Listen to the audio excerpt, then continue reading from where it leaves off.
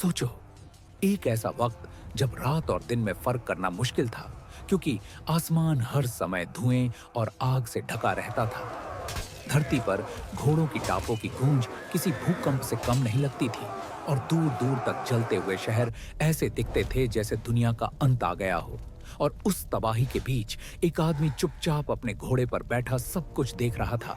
उसका नाम था चंगेज खान। कहा जाता है, जब उसकी सेना किसी शहर के पास पहुंचती थी तो सबसे पहले सन्नाटा फैलता था। इतना डरावना सन्नाटा कि लोगों की सांसों की आवाज भी भारी लगने लगती थी। और फिर शुरू होता था वो खेल जिसे इतिहास ने क्रूरता कहा। शहर के दरवाजे टूटते, दीवारें गिरती और लोग मारे जाते, लेकिन तलवार से पहले दहशत मारती थी, क्योंकि चंगेज खान जानता था कि इंसान को तोड़ने के लिए शरीर से पहले दिमाग तोड़ना जरूरी है।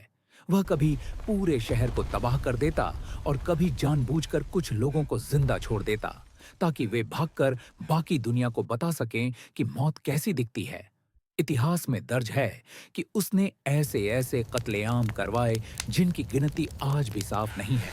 सिरों से मीनारें बनवाई गईं, जिंदा लोगों को मिट्टी में दबा दिया गया और नदियां लाल हो गईं।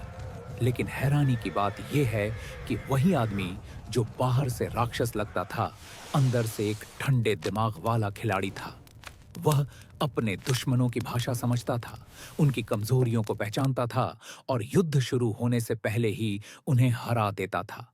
उसकी सेना लूट नहीं करती थी बिना आदेश के, क्योंकि चोरी की सजा मौत थी, झूठ की सजा मौत थी और डरपोक बनने की सजा भी मौत थी।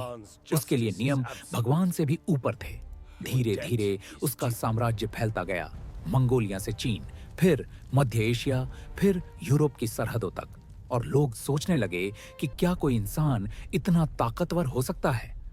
लेकिन यही कहानी पलटती है, क्योंकि यही चंगेज खान व्यापार के रास्ते खोलता है, सिल्क रोड को सुरक्षित करता है, धर्म की आजादी देता है और ऐसे कानून बनाता है जिनसे उसका साम्राज्य अंदर से मजबूत होता है। सवाल उठता है, क्या वह सिर्फ खून का प्यासा था, या फिर ऐसा शासक जिसने डर को सिस्टम बना दिया।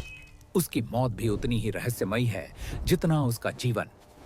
कुछ कहते हैं वह युद्ध में घायल हुआ, कुछ कहते हैं गिरकर मरा, और कुछ मानते हैं कि उसे चुपचाप मार दिया गया। लेकिन उसकी कब्र आज तक नहीं मिली, क्योंकि कहा जाता है कि उसे इस तरह दफनाया गया कि कोई कभी उसका निशान न पाए।